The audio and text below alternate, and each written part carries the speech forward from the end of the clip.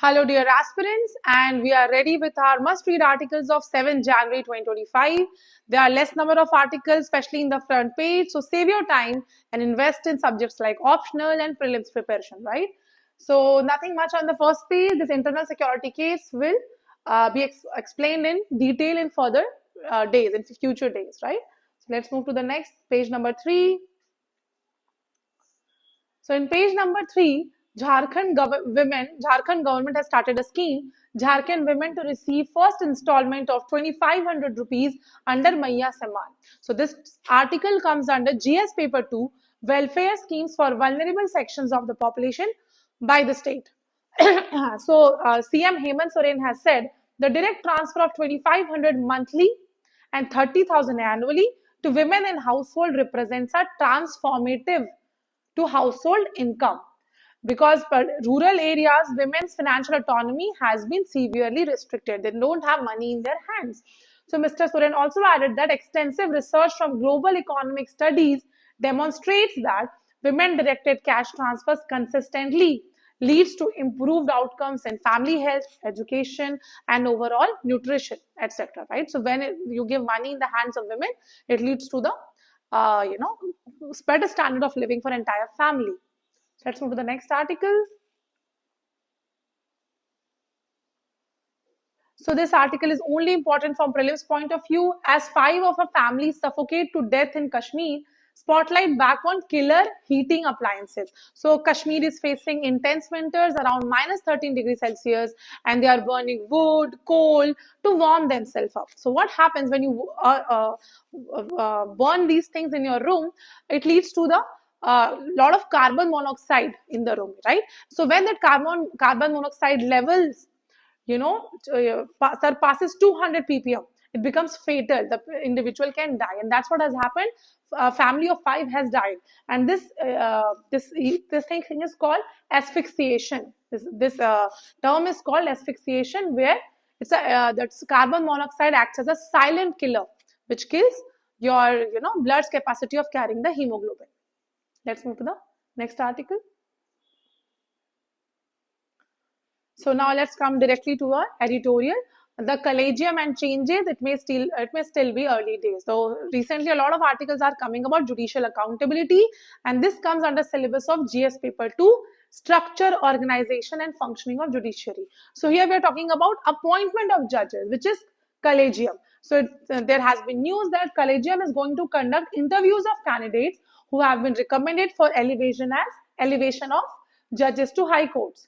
Right? The panel will also exclude from selection those whose close relatives have served or continue to serve as judges of the high courts or supreme courts. So they are trying to target or remove the nepotism also. So what is this collegium? Okay, so in collegium what happens? It's a judge-made law, and the problem with collegium is it has no formal rules to bind it. So it is answerable to nobody. No one. It's their minutes are not published anywhere. The decisions are done in opacity. So it is recommended that there should be a clear set of binding rules, which is essential to the maintenance of systems integrity.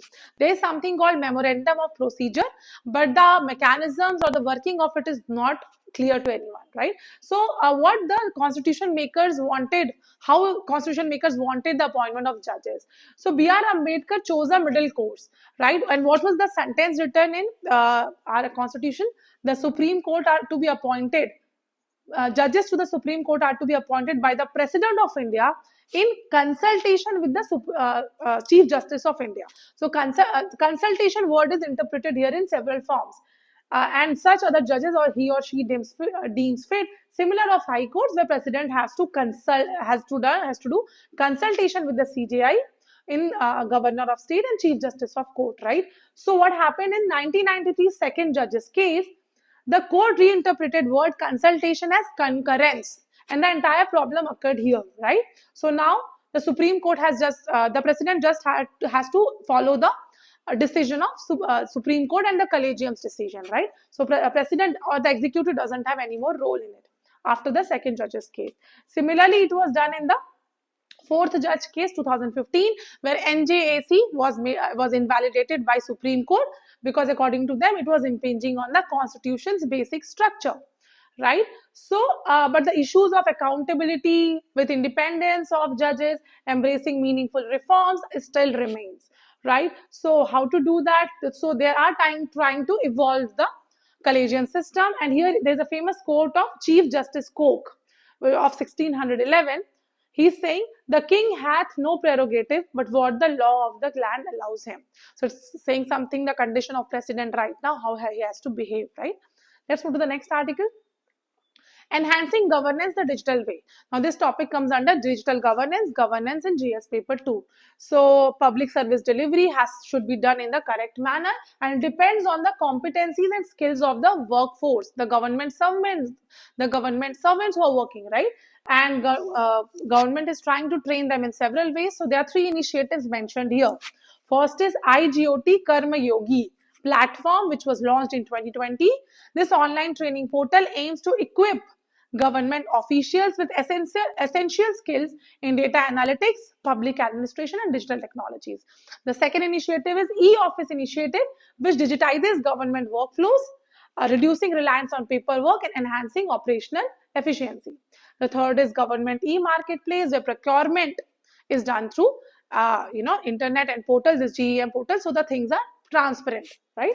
So there are several issues. So the article is saying the government should try to create an environment which is necessary for innovation and to learn, and the government servants should also be incentivized to learn all this in digital issues. So digital divide is also there in India, especially in rural areas. High-speed internet is lacking. So these areas also needs to be worked. For example, in a small village where there's a public government office, the internet might not be working right. Cyber security, risk of data breaches are also there. So training employees in cyber security protocols is also critical.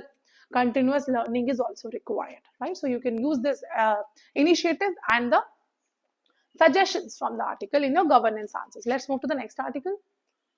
So this article can be, it can be used in an essay of about how the environment administration is working. The end of global climate policy comes under GS3, environmental conservation. So what happened in 1992 when climate conferences started? So it was agreed that most of the G7 nations or developed nations or colonial nations had used the major resources of the world, burned it out, created a lot of greenhouse gases, but the effect of those climate pollutions will be taken up by even the developing countries have to suffer through it, right? So they promised then that they will transfer funds, technology, and different kinds of help to the least developed countries or developing nations, okay? But what happened? Here you can see the data also. So G7 countries in 1950, their population was only 20%, and they were burning 75% of the natural resources. 20% population was using 75% of resources, US using 40% alone, right? So this was the issue for about which the discussions were there done in climate conference, but developed countries are not following what they had promised. In COP29 Baku, $1.3 trillion was demanded, and they are just ready to give the developed countries are ready to give only $300 billion, that too through private finance, right? So keep these things in mind. Let's move to the next article. There is this controversy about decoding the national anthem controversy about Tamil Nadu governor and chief minister. Will not get into the controversy. We'll look about where Indian national anthem is mentioned in Indian constitution, significant provisions, right? It comes in the GS paper 2. So each house follows its own convention. For example, in Nagaland, the national anthem was not played at all for several decades. In Tamil Nadu, as per the convention, the state anthem is played at the beginning of governor's address and the national anthem is played at the end of the address. Section 51, clause A, clause small a is the fundamental duty of the Constitution of India, which talks about it shall be duty of every citizen of India to abide by the Constitution and respect its ideals and institutions, the national flag and the national anthem. So it is only mentioned in the article. Section 51, clause A, small a, right? Let's move to the next article. So this talks about human metapneumovirus. We have talked about it 4 days back also. It's a respiratory virus that causes mild infection similar to common cold. There is no vaccine, no specific antiviral to treat HMPV, and over-the-counter medicines are just used to cure the symptoms, not the causes, right? So in light of the reports from China, the NCDC under Union Health Ministry is closely monitoring respiratory and seasonal influenza cases in the country. Only this much is required, right? Let's move to the next article. This is not important.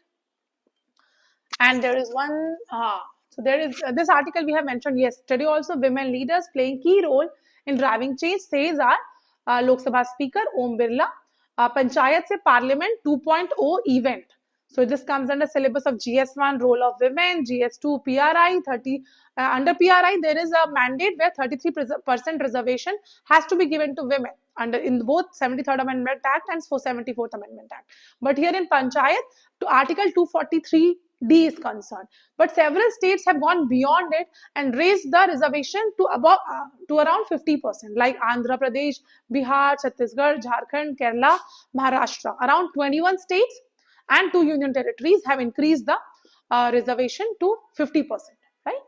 And he has talked about women's entrepreneurial spirit by creating traditional crafts online, women's personal experience of social difficulties enable them to be better planner and better decision maker and leader. Okay, let's move to the next article. So the next article is about railways, integration of J&K into railway network, a monumental step. Comes under GS paper 3, infrastructure, railways and government efforts. So if the question comes, what are the government efforts in area of railways? You can write that new Jammu railway division has been integrated in national railway network as a monumental step, right? So our Honorable Prime Minister referred to Udhampur, Srinagar, Baramulla railway link, 𝐼𝐞𝐥𝐻 cable stayed bridge and the Chenab rail bridge in the Jammu and Kashmir, which has integrated Jammu Kashmir railways. Let's move to the next article. This is also a very interesting article. Leaves flutter in space. ISRO's experiment reaches milestone. So this comes under GS paper 3, awareness in the fields of space. So leaves have emerged in Vikram Sarabhai Space Center CROPS, which is Compact Research Module for Orbital Plant Studies aboard PSLV C-60 Poem 4, which achieves a milestone as cowpea sprouts unveil their first leaves in space. And this, what is this? The CROPS payload developed by Vikram Sarabhai Space Center is envisioned as a multi-phase platform to develop and evolve the ISRO's capabilities for growing and sustaining flora in extraterrestrial environment. Okay, this we have to, they are trying, ISRO is trying. Now let's move to the last article of the day. The last article of the day talks about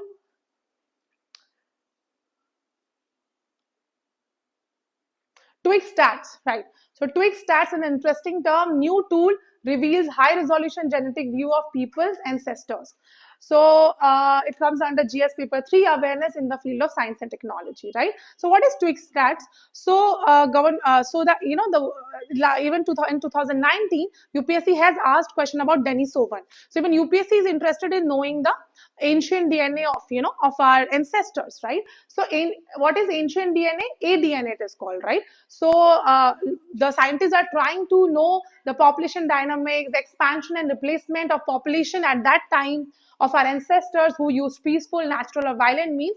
How were their DNA, right? So traditionally they were using a method to decode the ancestral DNA, our ancestor, to decode the genetic ancestry, and they use single nucleotide polymorphisms, SNPs, which are natural genetic variations in the genomes, okay, SNPs, to reconstruct genetic histories and ancestry models using ANA from Indo-European and Native American population. But this was not very correct and clear.